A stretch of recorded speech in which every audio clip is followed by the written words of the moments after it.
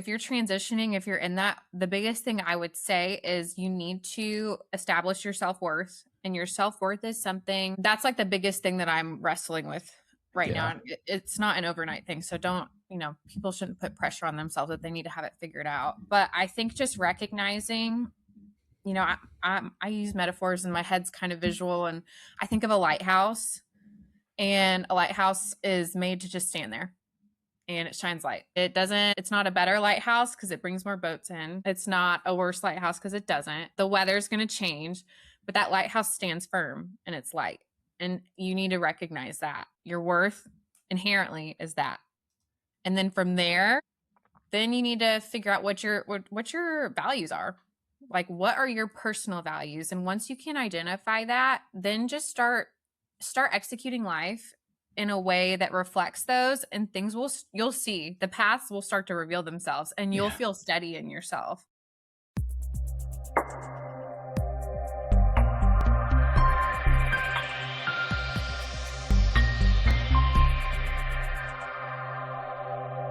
How we spend our days is, of course, how we spend our lives. Annie Dillard. My guest on this episode of Passing the Torch is a writer, nurse, and military veteran whose work explores identity, transition, faith, and personal growth. Drawing from a multi-generation military family legacy, she reflects on purpose, resilience, and the quiet work of becoming.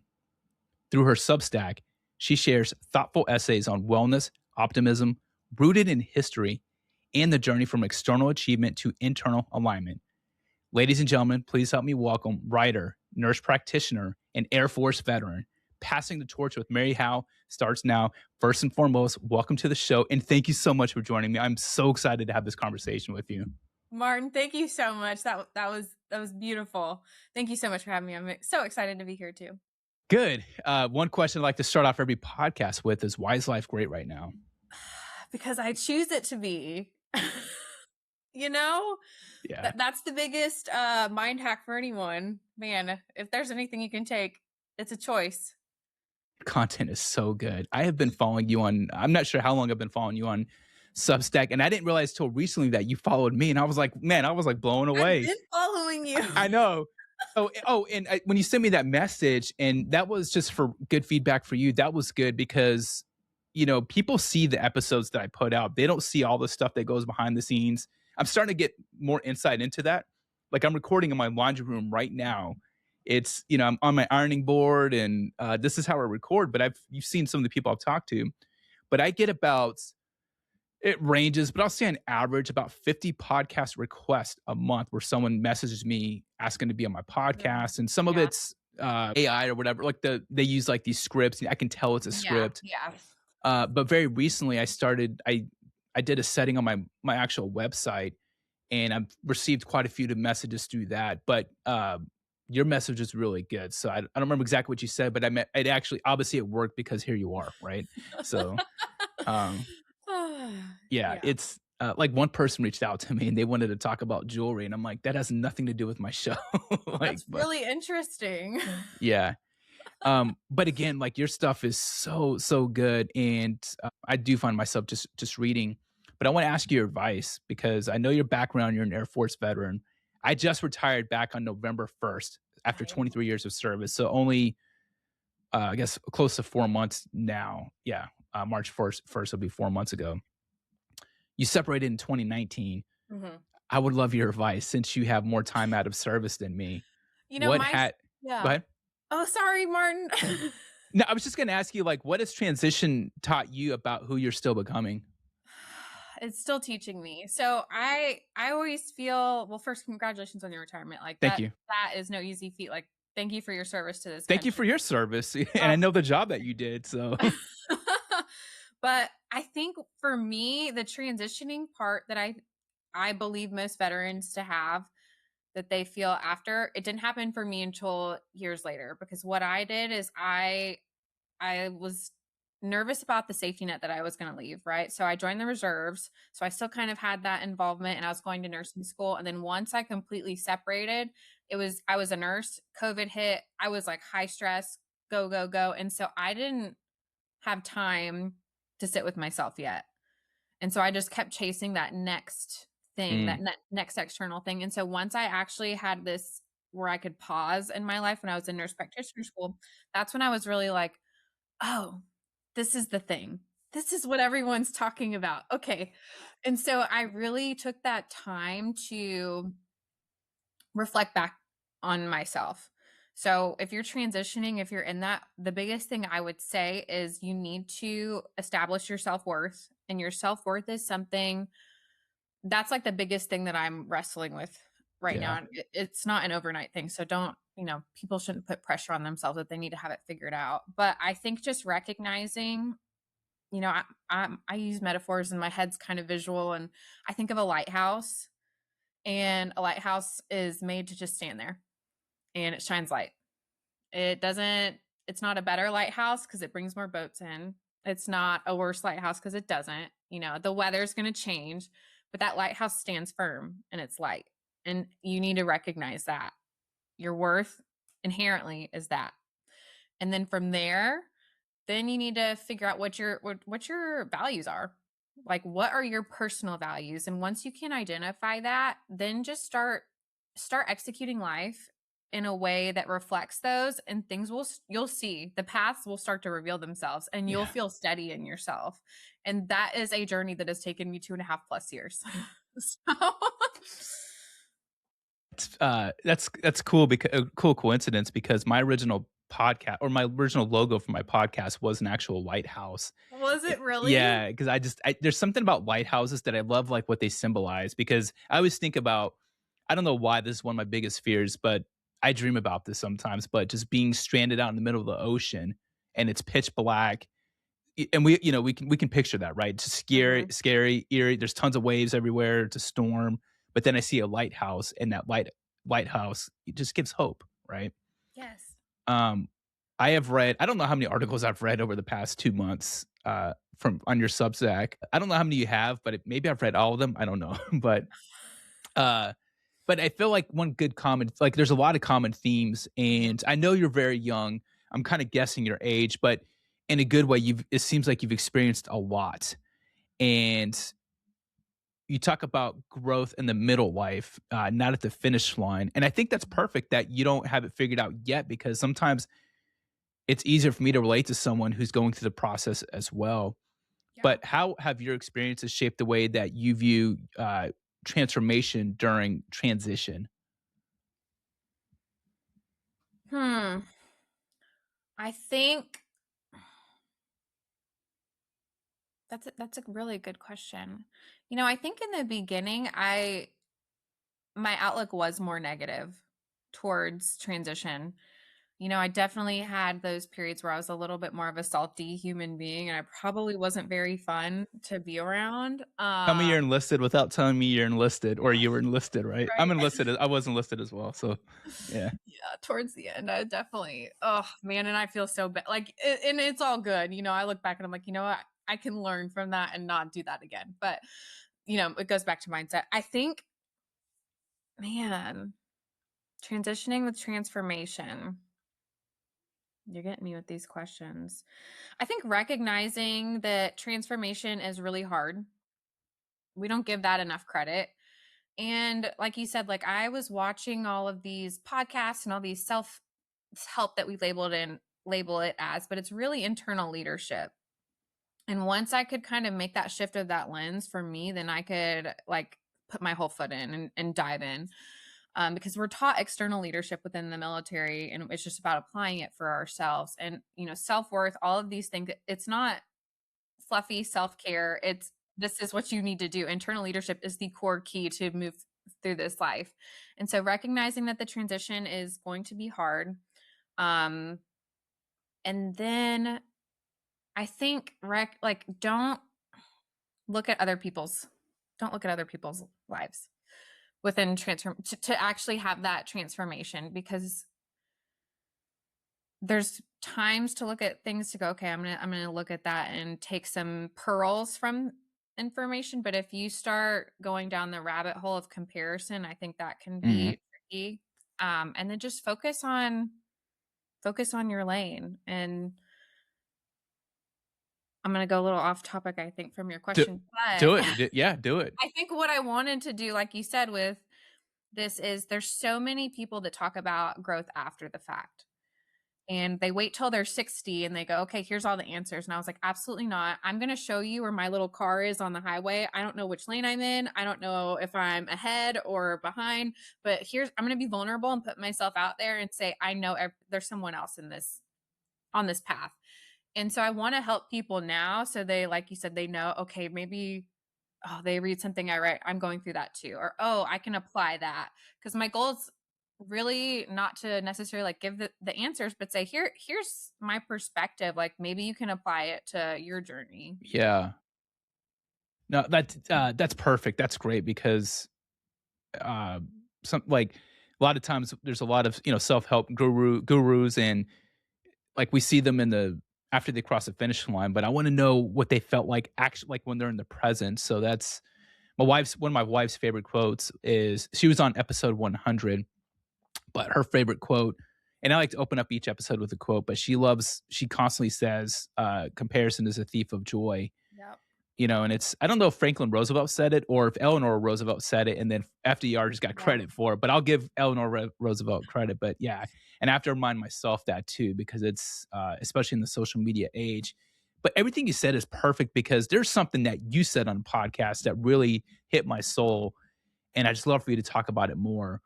You talked about what are your thoughts on how often we as people try to fix the world instead of looking inward and owning our part first. We do that all the time. Yeah. All the time. And I don't know from a standpoint of like where that originates from. I'm sure there's some social conditioning that occurs, but it goes back to responsibility. Like we don't want to take responsibility for ourselves. And maybe because it's hard to sit with ourselves. For me, Mm, like in my personal growth experience with this is I did not want to look in the mirror. I did not want to see the reflection looking back because I knew it didn't align with who I was. And I think it's easier to pass the buck. If you're in the military, you've probably heard that term. It's easier to pass the buck. Why wouldn't you? And so you have to choose the hard path, the responsibility to go, okay, well, how can I shift myself to help the world? mm. Because that's actually the key. I share like books. That's something I'm doing where I share like little reflections of some the things I took away in the E-Myth Revisited. That's what he talks about. It's like we are so quick to say, oh, it's the world or this politician or that without ever doing inventory on ourselves. And so it's critical. That's a culpable moment. I'm gonna cut that out later and post it. So that's good. That's very good, Mary. Um, so when you're just going through this transition, was there, we watch movies and TV shows, and there's always that person who's going through a tough time, and just out of nowhere, someone says that one perfect thing, and it's just like, it kind of clicks. Was there anyone through your transition that I call them the hallway conversation, right? Where you're just walking down the hallway, someone stops you and they give you like this great quote, and that's something that is just stuck with you and helped you. Hey everyone, I want to take a quick break from today's episode to talk about the show's sponsor. Are you retiring or separating from the military soon? Looking for an alternative to the Veterans Group Life Insurance, also known as the VGLI? Reach out to Dan Guzman Life Solutions. Dan is a 27-year United States Air Force veteran and retired command chief. After a lifetime of service, Dan's mission is simple: protect yours. As an independent life insurance producer licensed across multiple states, Dan specializes in helping military families find smart, affordable term life alternatives to VGLI and insurance policies that fit your life and budget. If you want coverage that makes sense, reach out today at danguzmanlifesolutions.com. The link for that will be in the show notes. Now back to the episode. Hallway. I don't know if I necessarily had a hallway, but I definitely had like it goes back to the mirror. Like I had a friend who was held the mirror up to me and called me out and was like, you're not you're saying all of these things, but you're not executing them. Like you're not pressure testing. Like I was scared to pressure test. And so when they kind of stopped me, I'm like, wait, why am I not Mhm. doing this? And it was fear-based. And so that was something, and then just, you know, a good hallway quote for me is like always like keep the faith. Like that's one thing that I always try to, whether it be in life, spiritually, all that, just keep the faith and the path ahead. Yeah. I love that mirror, The mirror. exercise. Yeah. It's a tricky one. Yeah. I don't know if you've had a chance. I had, a guy named Ray Cashcare was on my podcast, within the past 10 episodes. He's a Navy SEAL or retired or former Navy SEAL, but he worked for the CIA. That's really where he, did most of his work was with the CIA. But he had a crazy upbringing. I mean, it's insane. But he said something about uh, looking in the mirrors, like man, I have to go back and look at the question, but it's like a reflection of our father's lessons or something like that. When you look in the mirror, or anyway, it's just a God. I don't know where I was going with that, but it just made me think of that. So I love that. Interesting. Yeah. I want to do a hard shift and just talk about some of your family background. Yeah. But so I'm going to ask different questions, and I know you're probably expecting this, and everyone asks you this, right? I'm sure, but I've really just been diving in about your dad, your grandfather, and even your mom, just some of the stories. So much I was even Googling like your high school, just trying to find out what I could about you in high school. So, former swimmer, right? Is that Oh right? gosh, Martin, you're good. Yeah. Yeah. I was gonna like I saw your times, but I have no context. I have so much respect for swim. I have no context like how good or it is, but just congratulations. I couldn't find anything other than that you were a swimmer. So congratulations on being a swimmer because I did it. that's not easy.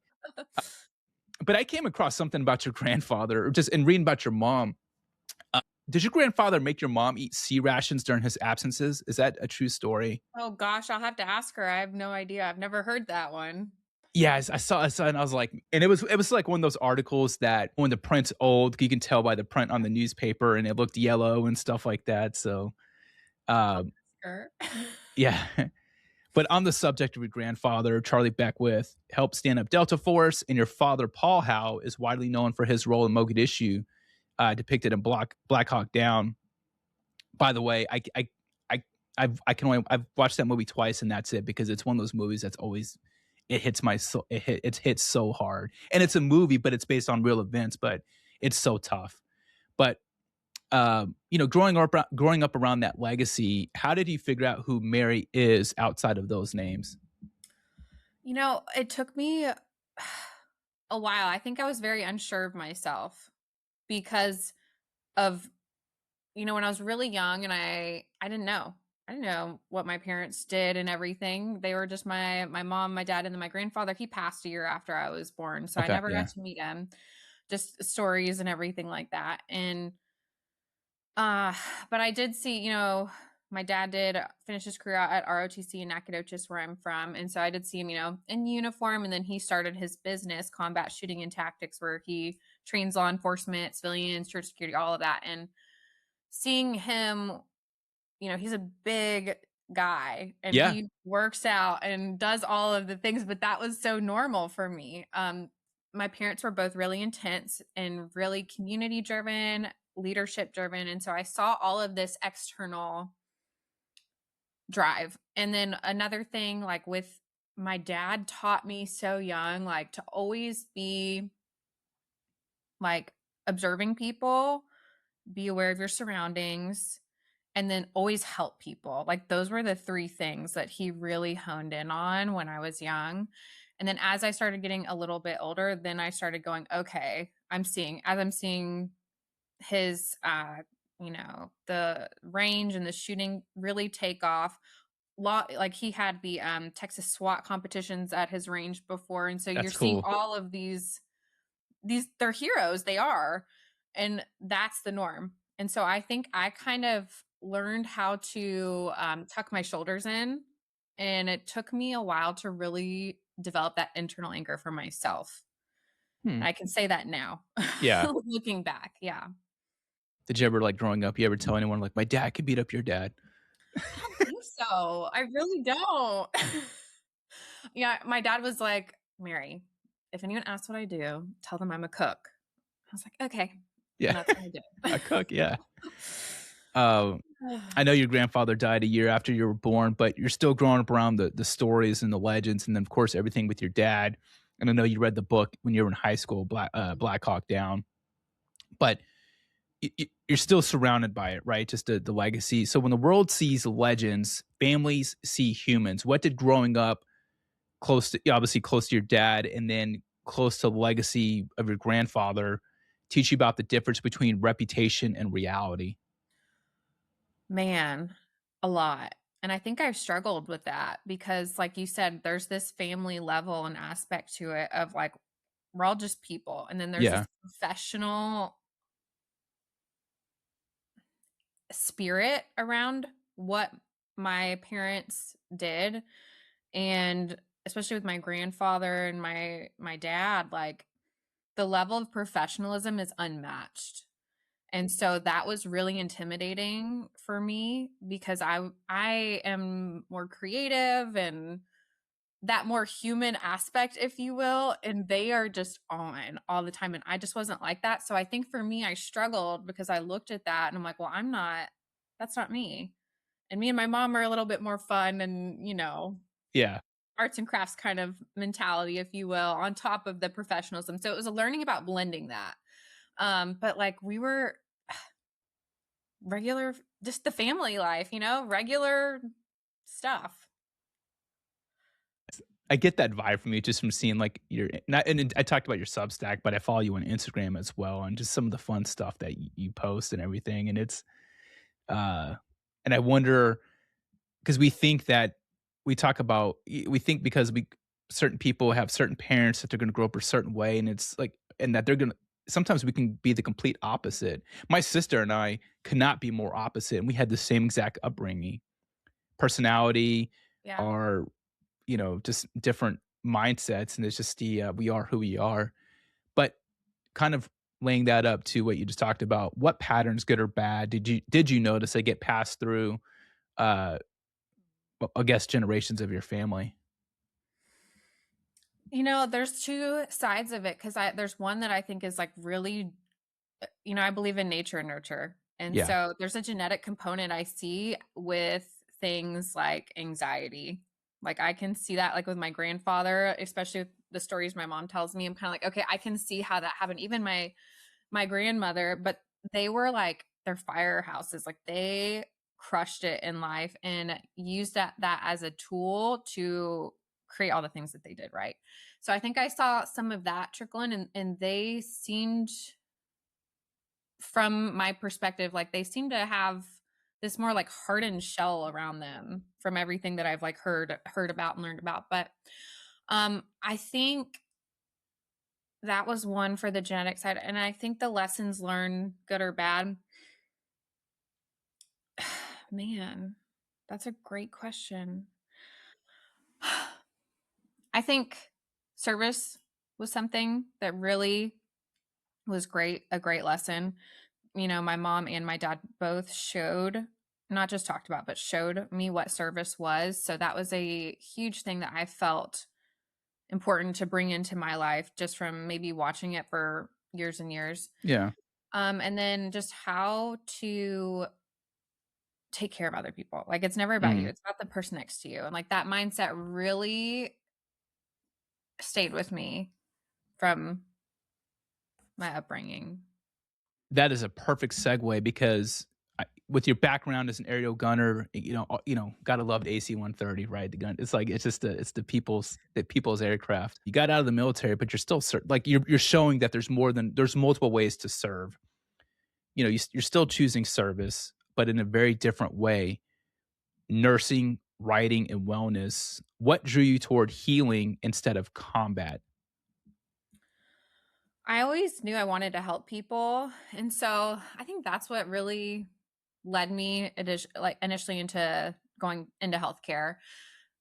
When I talk about the gunship, sometimes people look at me funny when I'm like, the gunship saves lives. And they're like, I've never heard someone say that. And I'm like, yes, that's Absolutely. that's what it is. It's, you can take that kind of that mindset of saving lives, helping people, and you can apply it everywhere. It goes back to what we talked to in the beginning for people transitioning. Like your identity does not have to be one thing. I didn't go, okay, well, I have all these mechanical skills. Let me go do something mechanical. I said, well, I like the core of helping people from that. What else can I do? And you don't have to get stuck. Don't ever get stuck in an identity crisis. And so that's what led me into healthcare, because I just saw an opportunity to go, okay, I can still fulfill and help others. And that's what I did. Did you hear a lot of stories about your grandfather growing up? A lot of them were like more of the personal stuff, Yeah. and I loved it. I think me and him would have hit it off. Yeah. um, my mom was an army brat and they moved all over, and so I always hear about the stories from Hawaii, and they lived there, and then they lived in I live in the Panhandle by Hurlburt, so she lived here twice, back in the 60s, and so it's always fun to have her come back and see how it's grown.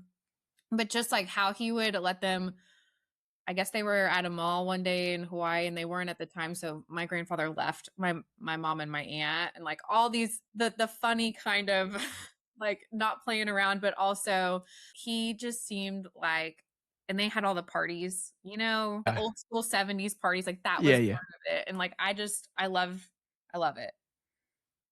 So, I'm just very interested by that, and I think for you, what's really cool is you're writing and building your legacy as we continue to talk, right? Nothing's set for you,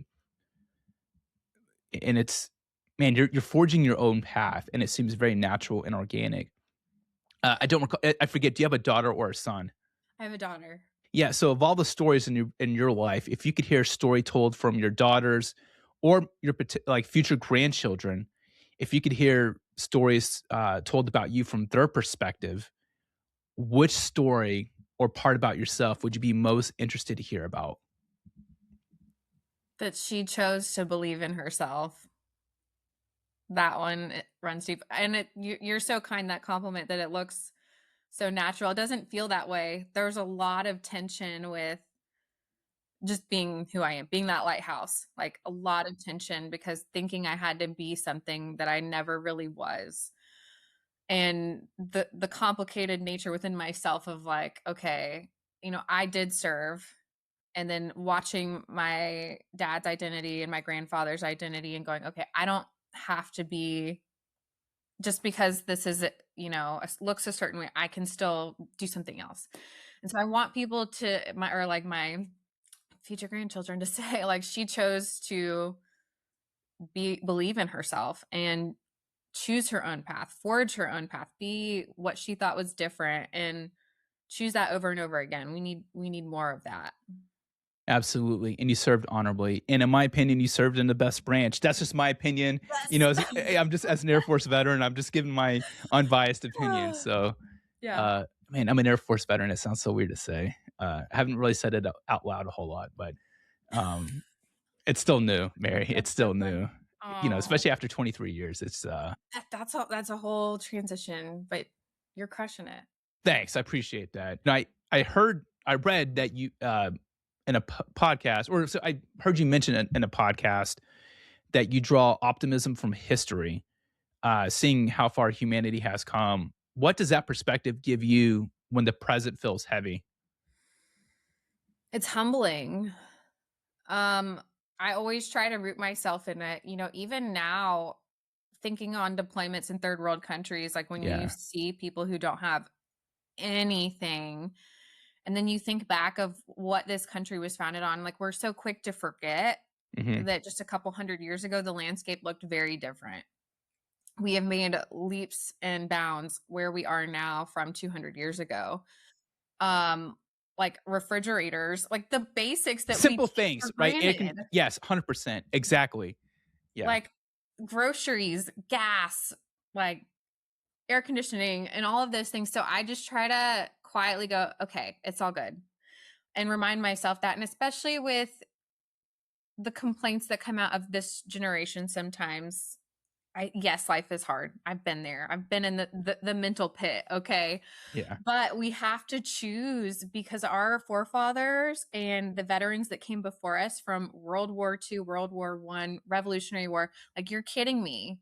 You're kidding me. the things that they probably had to go through. And so it just gives me that perspective. Like, for me, I feel like I owe a debt to like be positive and make something with how much I have and how quickly I can access information. And that's where I think it'll be interesting to see where the history books go. But Hmm. what we've created is time.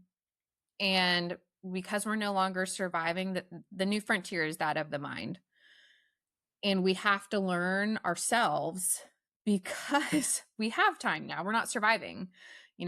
Our ancestors didn't have this to let me contemplate life. Like, they were just trying to figure it out. They had to hunt and fish for their food or Yeah, make their clothes. And make it real, like war up front, like all of those things, traveling, nomad, all of that. And so now that we have settled into what society is today, like, that is the new frontier. And so we're going to learn so much. I'm so curious to see what the next 10 to 15 years looks like. But it goes back to that choice, like choosing to be positive and remember what this world was founded on. Like, it's not yeah, just selective to the United States, like it is everywhere. And there's people today, I as a nurse practitioner, I see people. I work on call and I go into the hospital and, like, you see people who are homeless and like haven't showered in weeks.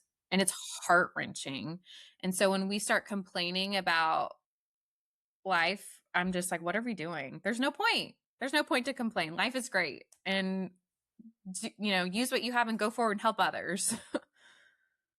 God, that's a great clip too. Well, I think you said time is the new frontier of the mind or Or something. yeah, the new frontier. The new frontier is the battle of the mind. Yeah, I mean, again, to your point, like my my wife's grandmother, but she's my grandmother too. I mean, I love her. Born in the 30s, and I've heard her tell stories about. I mean, they didn't have heat in the 30s, so they would have to whatever, not a stove, I guess, like some type of stove. Or cast iron stove or whatever it was back then. I can't even draw on a blank, but they'd have, if they wanted to get warm, they'd have to put like a blanket in there for like a sheet for like 1 minute so it didn't burn, but just enough to get warm and wrap themselves up. That's how they did that now. Back then, now we have electric blankets and everything else. Um, and we don't have to go fish for our food if we're hungry. Like, we just have to go to the fridge. What about history makes you believe that we're still getting better? All of it. Yeah. All of it. If you look, history's cyclical. So even the struggles and the rises and downfalls of empires or things like that, it it's been proven time and time and again. That's what happens in life. But if you look at where we are, I can't think of a time in history where we've had this life that we have Yeah. now. And so I think it is always getting better.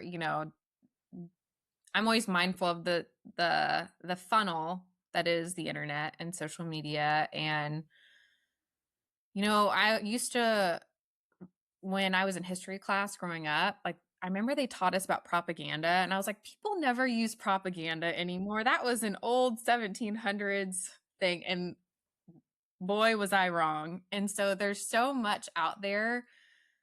It goes down to the root of it. Like, have gratitude, help your neighbor, help your community, like, choose being positive, and like, life is great. I'm telling you. Yeah, I choose to be positive, and we all see the same things on the news, and it bums me out. But I've even had people that want to come on my podcast to air their grievances about something. I'm like, that's not what I'm about.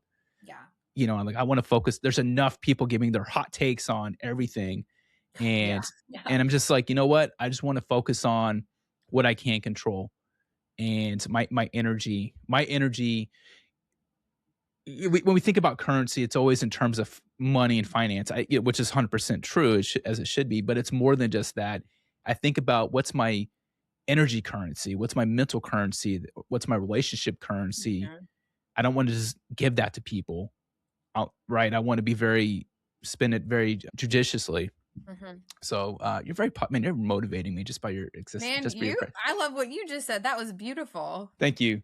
I appreciate that. I want to transition to some lighter topics. These are some miscellaneous questions. There's no rhyme or reason. These are just some fun ones. Um, but are you ready, Mary Howe? I hope so. Yeesh. uh, in the movie Black Hawk Down, the character Sanderson, played by William Fichtner, was based off your dad, if I'm not mistaken. If there was a movie made about you, who would you want? Who would you want to portray you in a movie?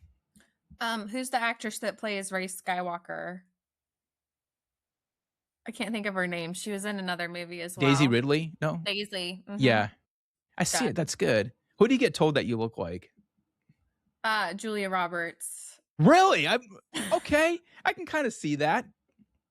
Wow. It's like the biggest compliment I think I could ever receive. But that's the one where people will like stop me and be like, "Have you ever been told you look like Julia I Roberts?" would have said I Right. never would have guessed. I can see it, but that's not my first. There's two other actresses that I could see. So Okay. that's wow, Joey Roberts. I could see. Okay, and Daisy Ridley's good too. I just love, Interesting. yeah. Yeah. What about Gal Gadot? Do you feel like you look like her at all? Who? Gal Gadot, Wonder Oh, Woman. it's from Wonder Woman? Yeah. Maybe? Or Compliments. Oh my gosh. what's the one that she plays the girlfriend in Deadpool? Monica, She's maybe? I can't think of her name. She's in is she in Homeland? I never watched. I know of the show, but I never watched Homeland. But I didn't she's. I know mean, that. she's one of those. She's in a ton of stuff. But Yeah. um, Jag. Was she in Jag? Oh my gosh. I don't want to I could look it up now, but I use my phone for recording, so I don't want to get off Yeah, you're good. No. man. I'll have to Thank look it you. up after. That's so kind. Yeah. So the girlfriend from Deadpool, look her up after that. She was Okay. yeah. All right. Next question. What's a belief that you have outgrown in the last 5 years? So many. That I have control. Mm. For sure. I used to think I had the illusion of control, but I was super high anxiety, high functioning for a long time. And I thought if I could outthink everything and come up with 1,000 solutions, COAs, this is going to happen, that's going to happen, and I could control the narrative, I would be okay. And I did not realize how tightly I was holding on to the reins of life until I actually let go. Man, that's good. So insider baseball about me. I'm a pro wrestling fan. I know a lot of people have opinions on that, but there's a lot of things I respect about it, right? I understand what it is. But anyway, John Cena, whether you watch, everyone knows who John Cena is, but he has a quote that says, "Control the controllable." And that's something that kind of gets me through a lot of tough situations. That's my kind of one of my go-to quotes. Do you have a go-to quote when you're feeling anxious or just overwhelmed in the moment? I have like multiple things I do. Keep the faith is one of them, but like I have my whiteboard over here and I have things just written down to just kind of keep me grounded in like my decision making process. So if I get if emotions are heightened or things are going on, I can go, wait, let me back up. So like one of the things I wrote down is like, do the next loving thing and love yourself while doing it. Because like I'm really good at, like you said, pouring my cup out and like sacrificing myself and doing all of that. And I talk a little bit about internal dialogue and how we set self-worth and how we treat ourselves, but loving yourself while doing it in the process. And those together have been very helpful. And then, is it bringing something good into this world? I also wrote, say it with your chest. Man, I used to say that a lot. Like, say it with your, yeah. Because I need to. That's so good because the toughest conversation, at least one of the toughest conversations I have is often with myself. I'm getting better, and I know many people are like that as well. So after this episode, I'm going to ask you this question, and then ask you to write the same thing on your board after we're done recording. Okay. But I want to try something with you. Finish this sentence, right? Because it is important for us to give ourselves grace. So finish this sentence. I want to thank myself for loving myself. Yeah. And that's taken time. good. Yeah. I have to remind myself that, and that's an internal exercise that I do. Yeah, it helps out a lot. I don't think we realize how cruel we are to ourselves. And I've talked about this before a little bit on a podcast, but it goes back to that internal dialogue. Like, how would you speak to your friend, your parents, your children? You wouldn't, but I guarantee you, we all are critiquing ourselves, speaking down. And so like and choosing loving myself as a choice too. Like I am choosing that, and it all goes back to that lighthouse and everything. So yeah. Yeah. Yeah, the toughest what dominates our thoughts determines our direction. Mhm. Yeah, that's a great point. Just a couple last questions as we're wrapping up. Who are you becoming that excites you? Someone who is me all the time. So, when I was a young airman in the military in general, I learned the tempo of 100% off, 100% on. Mission set, 100% on, go, go, go. Friday hits, you know, hair down, all ambition lost. At that time, it was like, you went out and you played as much as Yep. you worked. And then what happened was for me, it ended up turning into 100% off where I would isolate and not participate in life because that was my model when I was in service. And when I transitioned, that became my model.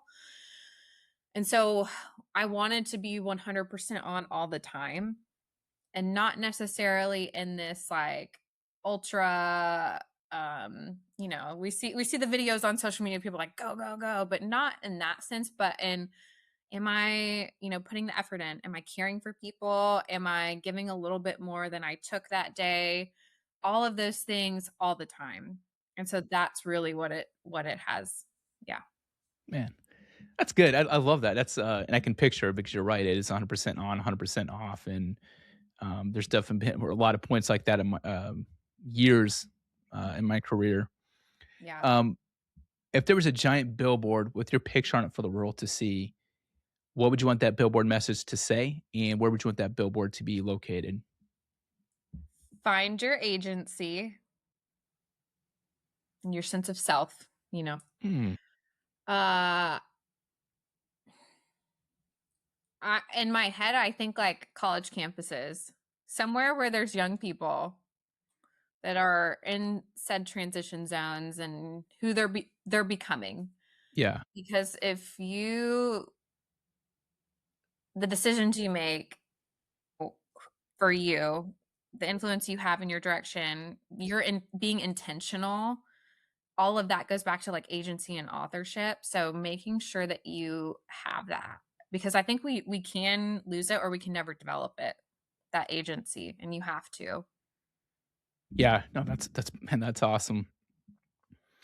So when there is a movie made about your life, I want to go back and revisit this question. There's no doubt can be a pivotal point in the scene where you're doing a podcast with Martin Foster. So who would you cast as me? You're the casting director.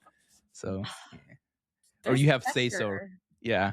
There's a lot of pressure. Who do you want to be? That's I mean, I think The Rock is obvious. I think when people they see my size, they're like, what?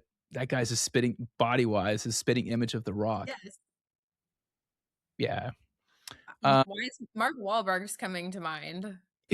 That's I get it's fun. I get that a lot. Just by the Really? way, someone told me I'm a so I was enlisted, right? And I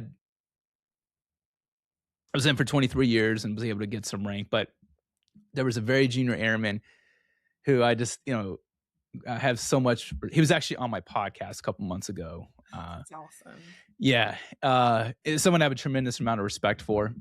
But he told me a couple years ago that I walk like I think I'm Mark Wahlberg. He said the way that I walk, like, and I didn't know what I was like. I was laughing so hard, but I was like, and he's like, no, he would say my rank, whatever. And the way that you walk, man, you have like this Mark Wahlberg thing, and I'm like, he's like, it's not a bad thing, and I'm like, okay, I guess. So I look back, I'm like, I'll take that as a compliment. Heck So, yes. That's so mhm. to say. Yeah, and then Oh. yeah, and then some like maybe like a year later, someone completely different. They called me they called me Temu Mark Wahlberg. So like or the Walmart, the Wish version, the Walmart version of Mark Wahlberg. And I was like, you That's know what? so Yeah. Okay, that's not true. No. But I thought it was funny, but, Oh my that's gosh. good, Mark Wahlberg, I get, cool, I'll take it, so, um, so one thing I've started where last year I published episode 100, and this week I'm actually gonna be putting out episode 120, but since episode 100, I've started a tradition. I wanna pass the torch between guests and episodes. So what's a question or a quote that I can use with a future guest in a episode down the line? Oh gosh. And the person who I don't know who it's gonna be.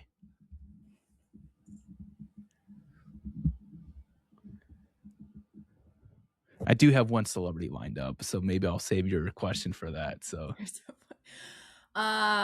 what is let me think. This is a good one.